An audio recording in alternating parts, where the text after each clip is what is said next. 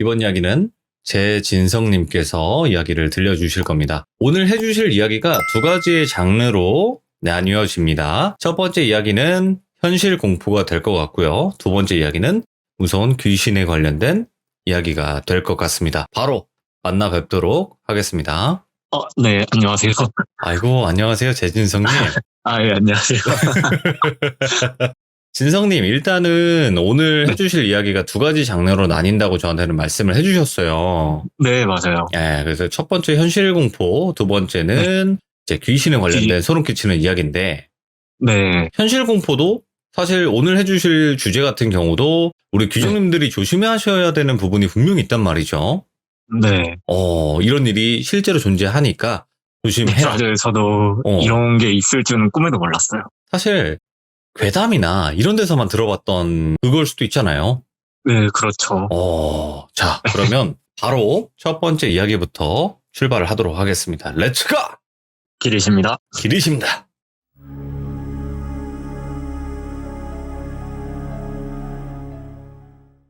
제가 오늘 준비한 이야기 총 두 가지인데 먼저 첫 번째 이야기부터 시작하겠습니다. 첫 번째 이야기는 사람에 대한 이야기고 이번에 2022년 4월 달에 최근에 겪었던 일이에요. 친구 2명이랑 있으면서 겪게 된 이야기인데 일단 이야기하기 편하도록 한 명은 사회복지사 그리고 한 명은 백수 이렇게 말씀드리겠습니다.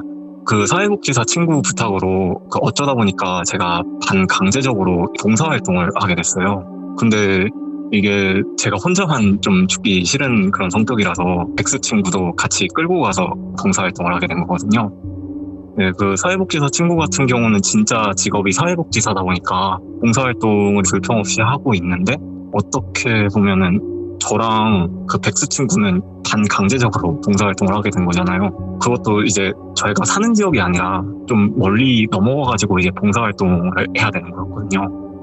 그래서 너무 하기가 싫은 거예요. 그래가지고 이제 그 백수 친구랑 둘이 중간중간 흡연이랑 뭐 화장실 핑계로 나와가지고 조금 농땡이를 부렸거든요. 그래가지고 점심 먹고 백수랑 둘이 나와가지고 밖에서 흡연을 하고 있는데 어떤 여성분이 저한테 뒤에서 이제 오빠 이러면서 부르더라고요, 저를. 근데 저는 인맥이 별로 안 넓어가지고 이 근방에는 아는 사람도 없는데 누구지? 하고 이렇게 뒤돌아봤는데 옛날에 어렸을 때 친했었던 친구 여동생이 있는데 그 여동생이 저를 불렀더라고요. 이게 제가 사는 지역이 아니고 타 지역이다 보니까 타 지역 와가지고 봉사활동하는데 칭의해가지고 너가 왜 여기 있냐고 서울에 사는 애가 너가 왜 여기까지 어쩐 일이냐고 물어봤더니 그 여동생이 이제 근방에 취업이 돼가지고 자취하려고 방 알아보고 있다 이러는 거예요. 그래가지고 일단은 뭐 취업된 거는 축하할 일이니까 뭐 별로 안 친하긴 한데 취업돼서 축하한다 이러고 여동생도 제가 왜 여기 있는지 모르니까 왜 여기 있냐고 뭐 이런 식으로 하면서 서로 이런저런 얘기 나누고 있었는데 그 얘기를 하는데 여동생 옆에서 계속 서성거리는 어떤 아저씨가 한 분 계셨거든요. 예? 근데 그 아저씨가 갑자기 오더니만 시간이 없다고 빨리 가자고 막 이렇게 말하더라고요. 예. 제가 이제 그 친구랑은 친했으니까 어렸을 때 그 아버님을 봤는데 그 아버님 얼굴이 그렇게 안 생겼으니까 궁금해가지고 누구시냐고 여쭤봤는데 그 여동생이 같이 방 보러 다니는 공인중개사 분이라고 이렇게 얘기를 하더라고요. 예. 그래서 말은 안 하고 속으로만 좀 인상이 험악하게 생겨가지고 공인중개사 분인데 되게 인상이 험악하게 생겼다 이러고 약간 여동생 그 표정을 봤는데 좀 안절부절 못하는 모습이랄까? 좋지 않은 뭔가 촉이 그런 게 있잖아요. 뭐야? 그런 게 좀 느껴지더라고요. 그래서 제가 솔직히 그 여동생이랑 뭐 엄청 친하고 그런 게 아니고 친구 동생이다 보니까 그냥 얼굴만 알고 인사만 주고받던 그런 어색한 그 정도 사이? 여동생도 솔직히 알 거예요. 저랑 어색한지. 근데 자꾸만 오빠는 요즘 뭐 하면서 지내? 결혼은 언제? 뭐 여자친구는 있고? 이런 식으로 막 좀 친한 척? 이런 거를 말 거는 게 느껴지는 거예요. 예. 그 자리를 자꾸만 안 떠나려고 하는 느낌?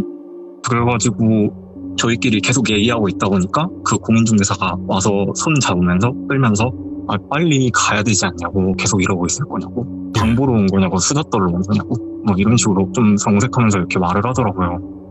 뭔가 친구랑 보는데 너무 곤란해하는 상황이길래 좀 이상해서 여자 혼자 방 보러 다니면 좀 위험하니까 백수 친구랑 같이 따라가줄게 이렇게 했거든요. 어차피 봉사활동도 강제로 하게 된 거고 하기도 싫으니까 핑계 삼아가지고 그대로 빠지고 그 여동생이랑 같이 동행을 하게 됐는데 생각해보니까 조금 이상한 거예요. 방 보러 다니면은 보통 제가 뭐 방을 많이 구하러 다니진 않았는데 보통 차로 가거든요. 방 네. 보러는. 근데 왜 걸어가고 있냐 했더니만은 그 방이 약간 외진 곳이라서 차 들어오기가 힘들어서 근처에다가 차 대고 걸어가고 있었던 길에 저를 만난 거였대요. 예. 그래서 이제 뭐 저희끼리 이런저런 얘기하고 있는데 뒤에서 그 공인중개사가 계속 누구한테 전화를 하면서 무슨 이상한 말로 대화를 하더라고요. 예. 근데 이게 제가 좀 지식이 얕아서 그런 건지 모르겠지만 외국어는 아닌 것 같은데 중국어는 확실히 아니었고 무슨 말로 계속 대화를 하다가 한 15분 정도 걸어가니까 매물 현장까지 도착을 했어요. 현장까지 도착을 했으니까 집 내부를 살펴봐야 되는 거잖아요. 예. 그래서 내부를 살펴보려고 하는데 그 공인중개사가 갑자기 막더니 집 앞에서 이 집은 왠지 마음에 안 드실 것 같다고 다른 매물 보러 가자고 갑자기 그러는 거예요. 예. 저는 약간 시작을 했으면 끝을 봐야 되는 성격이거든요. 그래서 제가 이제 여기까지 15분 걸어서 왔는데 마음에 들지 안 들지는 내부 구경하고 방 구하는 이 동생이 판단을 하는 거니까 걸어온 게 아까우니까 빨리 그냥 보고 마음에 들지 안 들지 판단하고 가면 되는 거 아니냐 그랬지만 계속 막더라고요. 예. 그래서 아니 그러면은 여기까지 왜 걸어오겠냐 해서 뭐 따지고 있다가 갑자기 문이 벌컥 열리는데 그 집에서 어떤 남자분이 딱 나오는 거예요. 그래서 이제 깜짝 놀라가지고 누구냐고 했더니만은 공인중개사 갑자기 당황하면서 아 이분이 이 집 주인이라고 막 당황하면서 막 얘기를 하더라고요. 근데 어디서 들었는데 공인중개사랑 같이 방을 보러 가면은 보통 이제 집주인이 불편하니까 잠깐 자리 비웠을 때 이렇게 방 보러 오는 경우가 많다고 들었는데 뭐 아닌 경우도 있긴 하겠지만 그리고 공인중개사랑 집주인인가 아는 사이인가 뭐 이런 생각도 들고 세상에 뭐 이런 저런 일이 있으니까 그럴 수도 있겠거니 하고 그거는 넘어갔어요. 그리고 이제 집안 내부 구경을 바로 시작했고 일단 그 여동생은 직접 방을 보는 사람이니까 물이 잘 나오는지 화장실이랑 이제 싱크대 이런 데 수압 탱크하고 곰팡이 있는지 뭐 인테리어 하자 있는지 이런 거 보고 있었고 저는 이제 제가 살 것도 아니니까 그냥 대충 그냥 구경하고 있었죠. 네. 근데 심심하니까 그냥 쭉 둘러보다 보니까 이게 거기가 투룸이거든요. 예. 그래서 꽤 괜찮네 하면서 보니까 이제 붙박이장이 좀 큰 게 있더라고요. 엄청 큰 게. 그래서 저는 아무 생각도 없이 수납 공간 넓다 이러면서 붙박이장을 열었거든요. 근데 열자마자 진짜 온몸에 소름이 확 돋았던 게 붙박이장 안에 남자 2명이 있는 거예요. 그래서 제가 진짜 저도 너무 소름 돋아가지고 악 이렇게 큰 소리로 소리 질렀더니만 이제 사람들이 몰려왔죠. 백수 친구는 이제 집주인한테 이분 뭐냐, 이분 뭔데 이러고 있냐 이러고 막 따지고 그리고 여동생은 놀라가지고 다리에 힘 풀려서 바닥에 주저앉고 엄청 겁에 질린 모습이더라고요. 근데 뭐 저희가 이제 해결할 상황이 아니니까 제가 이제 경찰에 신고할 거라고 했거든요. 그래서 경찰에 신고한다고 뭐 경찰분들이 바로 오지는 않으니까 밖에 나가서 여동생 진정시키고 집주인한테는 저랑 백수 친구랑 해서 같이 따졌죠. 왜 여기 숨어있냐. 솔직히 이상하잖아요, 너무. 근데 이제 집주인이 갑자기 능청스럽게 이러는 거예요. 자기 아들들이라고. 근데 아들들이 선천적으로 장애가 있어서 거기 숨바꼭질하고 있었는데 방 보러 와서 너무 당황스럽고 거기까지 열어볼 줄은 몰랐대요. 왜 열어보냐고 적반하장으로 저희한테 화를 막 내더라고요. 너무 이상하다 이거. 근데 제가 봤을 때는 뭐 제가 잘못 봤을 수도 있지만 그 집주인이라고 하는 사람이 한 40대 초반 정도 돼 보이고요. 예. 그리고 그 붙박이장 안에 있는 남자 2명은 한 물빛 잡아도 30대 중후반? 그 정도로 돼 보이는데 무슨 헛소리냐고 이게 뭐 10살에 결혼하셨냐고 막 이렇게 뭐 좀 세게 나갔거든요. 네. 그리고 또 이상한 게 숨바꼭질을 한다고 진짜 다 봐주고 숨바꼭질을 한다고 치더라도 숨바꼭질을 무슨 카메라들을 들고 숨바꼭질을 하냐고 말이 되는 소리를 하라고 따졌거든요, 제가. 카메라? 네, 카메라 들고 있었어요. 예. 근데 지금 생각해보면 그때 좀 용감했던 것 같은데 뭐 어차피 경찰에 신고했으니까 설마 무슨 일 안 나겠지 하는 생각으로 막 강하게 따졌더니 이렇게 하나하나 따지는 동안 경찰분들 도착했고 이러이러한 사정이 있었다 이렇게 얘기를 했더니 경찰분들 입장에서는 그 동생한테 혹시 뭐 피해가 있었냐 이렇게 물어보는데 딱히 그 동생이 아직 뭘 당하거나 뭐 이런 게 아니니까 예. 당장 할 수 있는 조치가 없다고 그러더라고요. 근데 이게 진짜 뭐 아직 벌어진 일이 없고 아무것도 없으니까 어쩔 수 없는 상황은 맞긴 한데 이게 저희 쪽에서는 그래도 이건 아니지 않냐. 다른 피해가 생기면 어쩔 거냐 뭐 이렇게 얘기를 하고 있는데 여동생이 조금 진정이 됐나 봐요. 그래서 경찰한테 얘기를 하더라고요. 이전에 무슨 일 있었던 거 맞고 그 공인중개사랑 오기 전에 둘이서 차량으로 이동했잖아요. 차량으로 올 때 공인중개사가 만나자마자 위협하면서 핸드폰을 뺏어갔대요. 예. 그리고 방 구경 다음에는 돌려줄 거라고 그냥 핸드폰을 뺏어갔다고 말을 하더라고요. 예. 그리고 차 안에서 공인중개사가 귀엽게 생겼는데 남자친구는 있는지, 뭐 남자 몇 번 사귀어봤는지, 뭐 원래 집은 어디냐, 부모님이랑 같이 살았냐, 며칠 뭐 집에 안 들어가면 걱정하시는 편이냐, 뭐 이런 식으로 물어봤대요. 예. 그리고 뭐 이제 성적인 발언들인데 약간 뭐 차에서 안전벨트를 하다 보면 여성분들 같은 경우는 상체 부분이 약간 도드라지는 그런 현상도 있잖아요. 아, 그렇죠, 그럴 그렇죠. 때는 그 안전벨트를 한 거를 보고 몸매가 조금 좋아 보이네, 뭐 사이즈가 어떠니 이러면서 뭐 성희롱 관련 그런 걸 막 했다고 하더라고요. 예. 그러니까 이제 경찰들은 핸드폰을 뺏어갖고 성희롱이 될 수 있는 발언을 했으니까 그게 맞냐고 공인중개사한테 물어봤는데 공인중개사가 당당하게 전혀 아니라는 거예요. 핸드폰을 얼추 봤는데 배터리가 없어가지고 제가 충전해드리려고 잠깐 서비스 차원에 동의된 내용이고 보관하고 있었던 거라고, 여자분이 달라고 했으면은 줬었을 거다 이렇게 능청스럽게 말을 했대요. 예. 그래가지고 저는 그걸 못 듣고 그냥 경찰 한 분이랑 얘기하고 있었는데 친구가 이건 얘기해준 거고, 딸 아이 같아가지고 가족관계에 대해서 살짝 물어본 거고 전혀 성희롱적인 이런 발언은 안 했다고 이렇게 하다가 제가 이걸 들었으니까 차량으로 이동했잖아요. 그러면은 블랙박스에 녹화나 이게 녹음이 돼 있으니까 그렇지, 그렇지. 제가 그래서 이제 바로 블랙박스 조사해보자고 경찰에 데리고 갔거든요. 그래서 공인중개사 차량에서 블랙박스를 조사했는데 이게 진짜 어이없었던 게 블랙박스가 원래 고장이 난 건지 갑자기 진짜 작동이 안 된 건지는 몰라도 공인중개사가 옆에서 저게 언제 고장이 났었지? 뭐 이러고 있더라고요. 네. 진짜 작동이 안 되고 있었던 거니까. 그러니까 자기는 그런 발언을 한 적도 없고 핸드폰은 충전 차원에서 맡겨놓고 뭐 이런 거니까 진짜 증거도 없고 뭐 범죄도 없으니까 어쩔 수 없다고 하고, 태연하게 공인중개사는 이제 핸드폰 충전 다 됐네요 이러면서 핸드폰 돌려주고 오해하게 할 만한 행동 미안하다고 사과하고 경찰한테 연락처 알려주고 떠났어요. 그리고 예. 아무것도 조치된 건 없고 경찰이랑 저희는 여동생한테 앞으로는 혼자서 방 보러 다니지 말라고 웬만해서는, 그리고 핸드폰도 뭐 아무한테나 맡기지 말고 이렇게 뭐 경찰이 가고 약간 찜찜하게 종결이 되긴 했는데 결과적으로는 아무 일이 없긴 했지만 혹시라도 뭐 저희가 그때 동행을 안 했거나 만약에 제가 그 여동생을 못 만났더라면 어떻게 됐을지 약간 아찔하고 소름 돋는 그런 순간이었습니다. 와, 어떻게 그 순간에 만난 것도 신기하다. 네, 그러게요.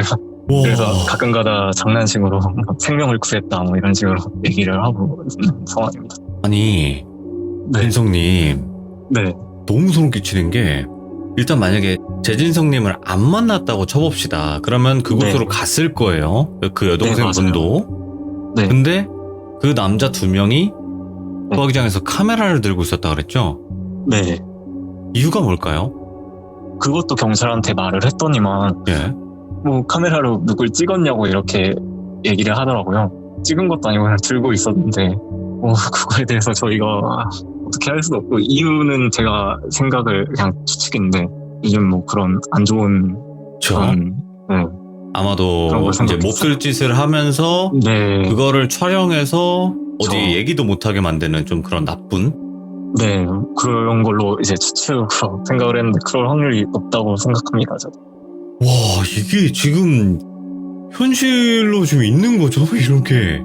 네, 이거 지역이 어디였어요? 타 지역이었으니까 말씀만 해주세요. 왜냐면 그 지역에서 네. 조심해야 되는 부분도 있는 거니까 지금 여기가.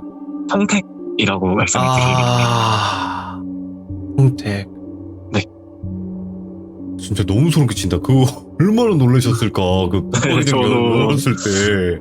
보고 나서 너무 놀라가지고 진짜 세상에서 제일 큰 비명을 지른 것 같은데 저도 놀란 상황이라서.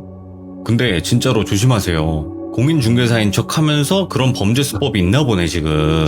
네, 그래서 만약에 좀 주의를 해야 될 게 제 생각이긴 하지만 여성이든 남성이든 혼자서 만약에 방을 보러 갔는데 조금 뭔가가 이상하다 싶으면 주변 사람한테 어디로 방을 보러 간다라고 이렇게 뭐 직접적으로 얘기는 한 번 정도는 해야 될 것 같아요.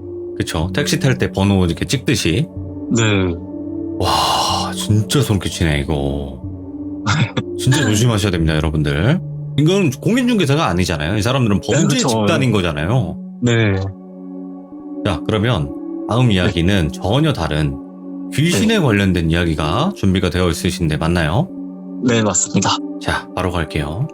두 번째 이야기 같은 경우도 그 일을 겪고 당일날에 있었던 일이에요. 여동생 보내고 나서 저랑 이제 백수 친구가 여동생 위험하니까 터미널까지 발해다주고 버스 타는 곳까지 배웅을 해줬거든요.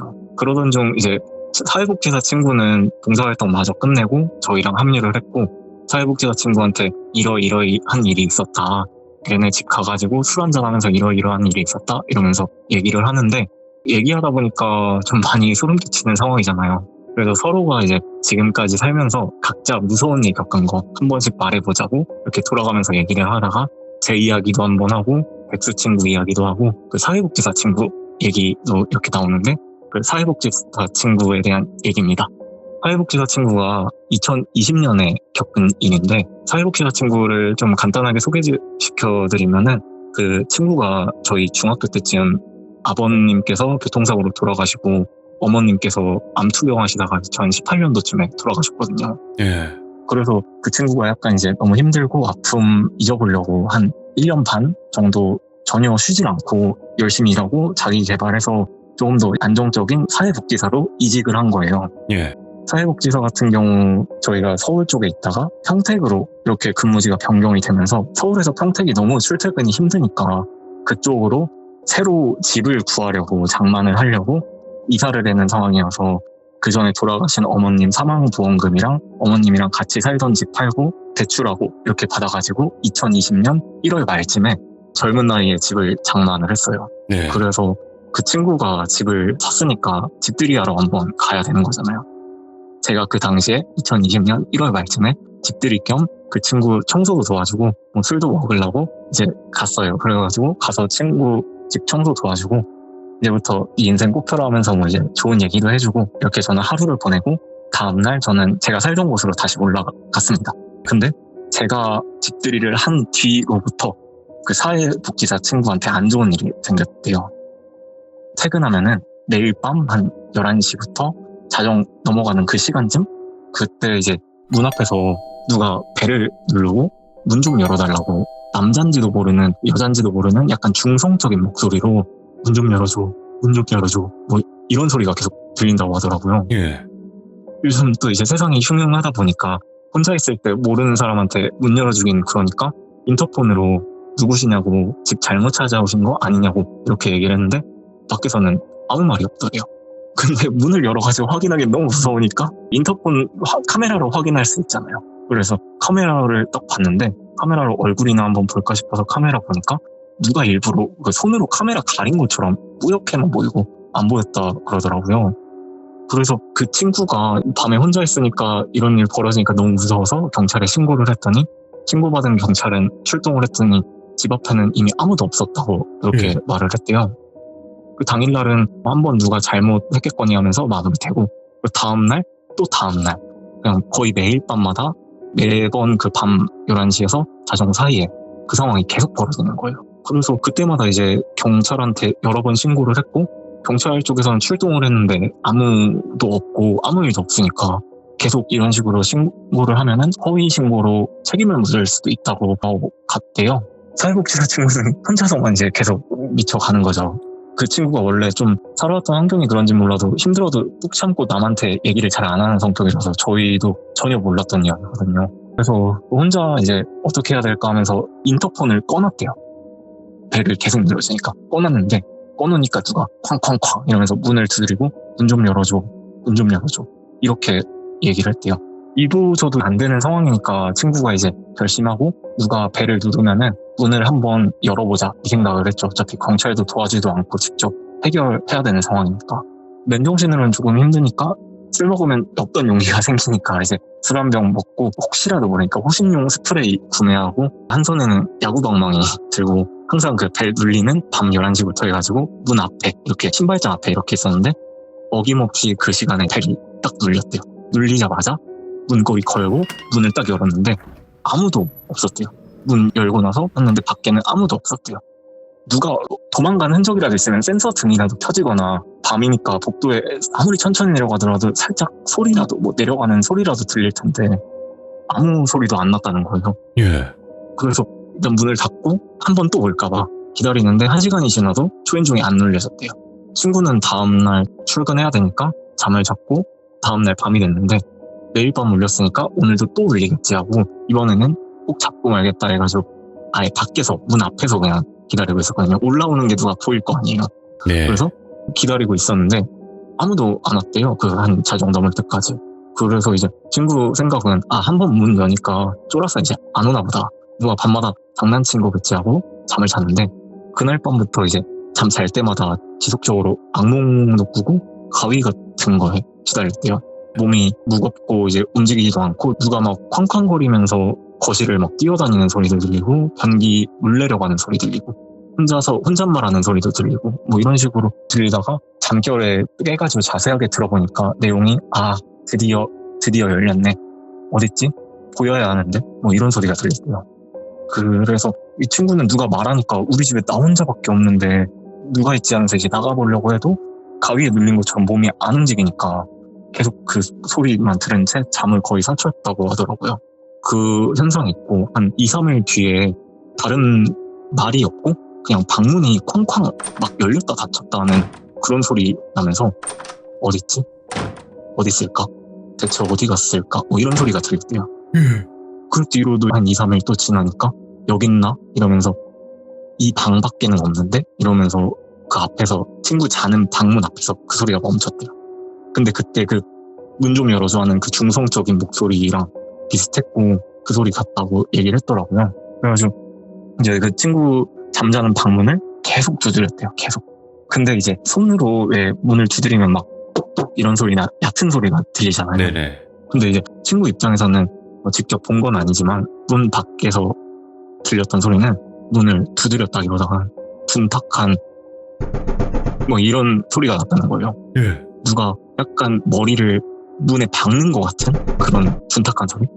근데 이제 친구 몸은 침대에서 움직이지 않고 눈만 떠진 상태에서 정신만 계속 깨어있는 상태에서 한참을 퉁퉁 이런 소리가 들리더니 소리가 멈췄대요.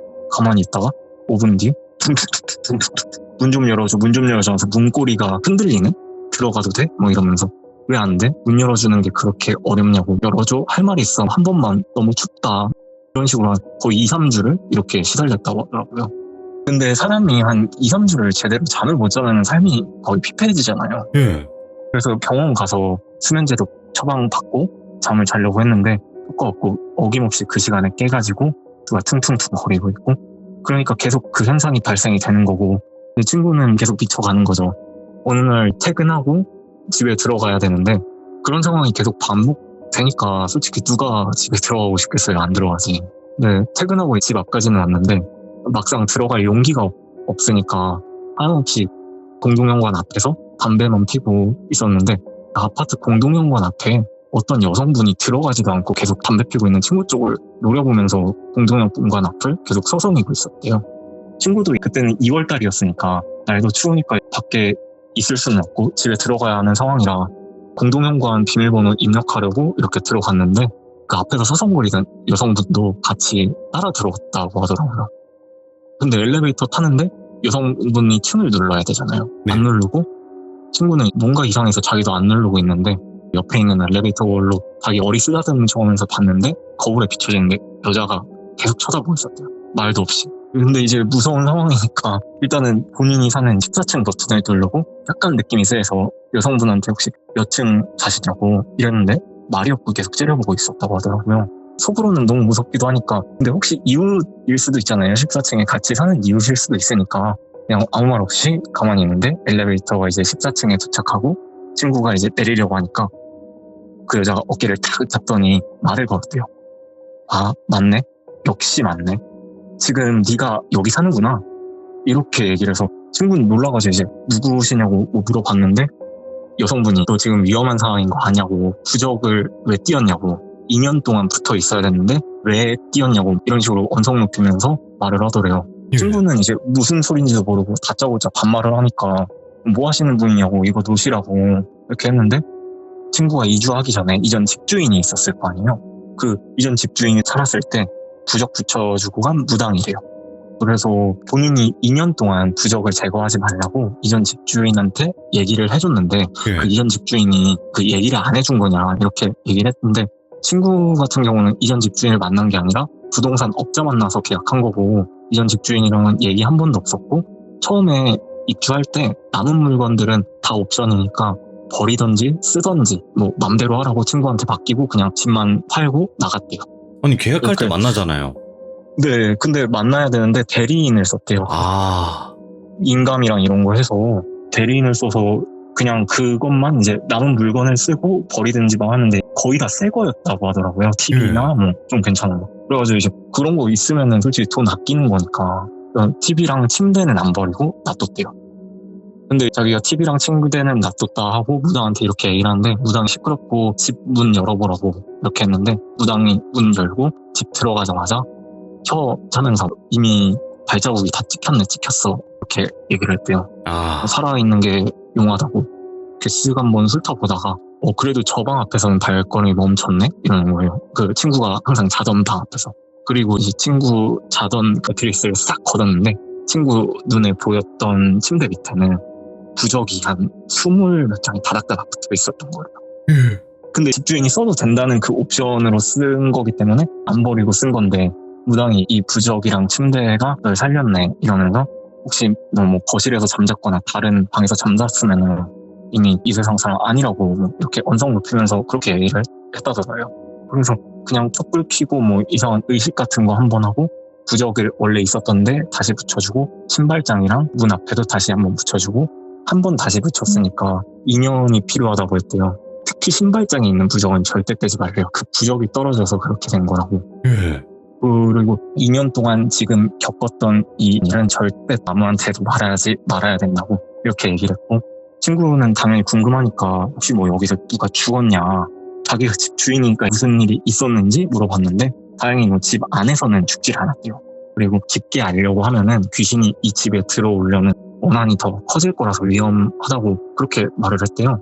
이전 집주인이랑도 그렇게 얘기가 됐었던 거고, 혹시라도 무슨 일이 있으면은 본인 찾아오라고 이렇게 하고 갔대요. 가고 나서 무당 다녀온 다음에는 다행히도 그런 소리도 안 들리고 그냥 잠도 편하게 자고 악몽도 안 꾸고 가위도 안 눌리고. 그런데 그 일 겪고 나서 한 1년 정도 흘렀을 땐가 좀 잊혀질 때쯤에 그 사회복지사 친구가 당시 사귀던 여자친구가 있었는데, 그 여자친구한테 차이고 나서 술을 진탕 먹고 버스 정류장에서 잠을 자고 있었대요. 근데 다행히도 누가 신고를 했는지 경찰이 와서 깨워가지고 집까지 귀가를 시켜줬는데, 그때 출동한 경찰분 한 명이 엘리베이터 앞에서 친구한테 이렇게 말했대요. 혹시 옛날에 누가 밤마다 초인종 누른다고 여러 번 신고하신 그 14층에 그 집주인분 맞으시냐 했는데, 친구가 처음엔 신고를 했잖아요. 친구가 맞다고 했더니 본인이 그때 출동했던 경찰 중에 한 명인데, 그때 3대 경찰이 있어서 눈치 보여서 말씀 못 드렸던 얘기가 있었다. 사실인지는 몰라도 이 아파트 단지에 2가지 소문이 있는데, 사실관계는 확인되지 않는데 알고 계셔라 이러면서 얘기를 했대요. 첫 번째는 웬 노숙자가 14층 복도에서 겨울에 자다가 저체온증으로 사망했다 이런 소문도 있고, 두 번째는 어떤 가족이 살았는데 딸 헤어진 남자친구가 집 앞까지 와서 문 두드리면서 열어달라고 했는데 무서우니까 아무도 안 열어줘서 창문 열고 그 앞에서 죽었다나 뭐 이런 소문이 돌았고, 정확히 몇 동인지는 모르고 14층인 것까지만 알고 있다, 그냥 들리는 소문이다 이렇게만 얘기를 했대요. 그래서 그 경찰도 이제 호기심에 궁금해서 그러는데, 혹시 그간 무슨 일 없으셨냐 이렇게 경찰이 물어봤다는 거예요.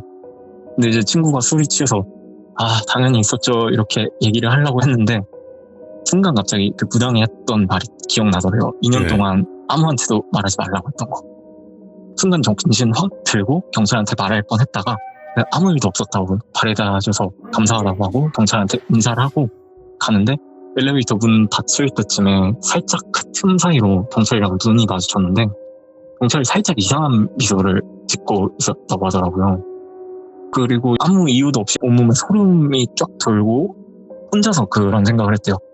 원래 경찰이 혼자만 다녔나? 이런 생각이 들더래요. 원래 2인 1조로 다니는데 그래가지고 이제 무서워서 소름이 확 끼쳐서 출동한 지구대나 이 파출소 그쪽에다가 물어보고 싶었는데 그냥 안 좋은 기억이니까 다 잊자고 안 물어봤다고 하더라고요. 그리고 별탈 없이 2년이 지나가지고 저희한테 그 당일날 그 얘기를 해줬고 이제 허락 맡아서 이렇게 알려드리게 됐습니다. 우와. 그리고 이건 전에인데 그 당일날 있었던 얘기거든요. 제가 얘기를 듣다가 소름이 2번 돋았어요. 일단은 처음에 그 집들이 할 때 제가 청소를 도와줬다 했잖아요. 청소를 도와줄 때 신발장에 있는 부적을 제가 뺀 거. 아, 범인이구나. 네. 그거는 이제 친구한테 사과를 하고 용서를 구했습니다. 그리고 무서운 이야기 하면서 그냥 얘기하면은 그러니까 저희도 분위기를 내려고 무서운 BGM을 유튜브에다가 쳐가지고 무서운 BGM을 틀어놓고 얘기를 했는데 그 BGM이 제가 알기로 30분 조금 안 되는 음악이었거든요. 그리고 이제 제 얘기도 하고 친구 얘기도 하고 이 친구 얘기도 하고 막 하니까 30분이 넘어가는 시간이잖아요. 네. 그래가지고 얘기가 다 끝나고 음악을 제가 끄려고 보니까 이미 다 들어가지고 정지가 돼 있는데 음악은 계속 흘러나오는 거예요. 그래서 제가 야 얘기 끝났으니까 음악 꺼라 이랬더니 그랬더니 소리가 멈추는 거예요. 근데 친구 둘이서 저한테 그러는 거예요. 뭔 소리냐 네가 음악 틀어놓고? 이렇게 되는데 이거는 어떻게 된 건지 모르겠어요. 친구들은 자기들이 안 틀었다고 저는 분명히 튼 게 맞는데 30분 이후에 남은 시간 동안 흘러나갔던 음악은 누구 건지 모르겠더라고요. 뭐야, 오. 여기까지입니다. 와. 네, 진성님 많이 떨리셨죠? 아, 네, 맞습니다. 아, 근데 떨려도 이렇게 그냥 할 말 다 하시고 이렇게 소름 끼치게 만드시는 분이 정말 또 계시는구나 이런 생각이 또 들어요. 와, 근데 첫 번째 이야기도 정말 네. 무서웠지만 두 번째도 이거 보통 얘기는 아니네요. 네. 그리고 더 무서운 거는 지금 범인이 그 얘기를 하고 있었다는 거예요. 그 네. 부적을 뗀 게 도대체 누굴까 했는데 네, 제가 뺐습니다. 역시 범인은 범행 현장에 다시 나타나는 맞습니다. 법이죠. 자, 전진성님 오늘 두 가지 이야기를 너무너무 잘 이야기해 주셔서 정말 네. 감사드리고 고생 많으셨습니다. 네, 감사합니다. 방송 재밌게 볼게요. 감사합니다. 네. 근데 진짜 조심하세요, 여러분들. 여기 이야기에 나온 지역은 평택이지만 평택에서만 이런 일들이 벌어지는 게 아니라 여러분들이 생각하셔야 되는 건요. 이 범행 수법이었었어요. 아시겠죠, 여러분들? 이 범행 수법을 조심하셔야 돼요. 지역은 전국 어디서나 이런 짓거리를 할 수 있어요. 그러니까 정말 사람이 무서우니까 조심하시고 남성분이든 여성분이든 항상 조심해야 되는 시대입니다. 현재는. 그러니까 항상 조심하시고 두 번째 귀신 이야기도 정말 소름 끼쳤던 것 같아요. 감사합니다. 고맙습니다.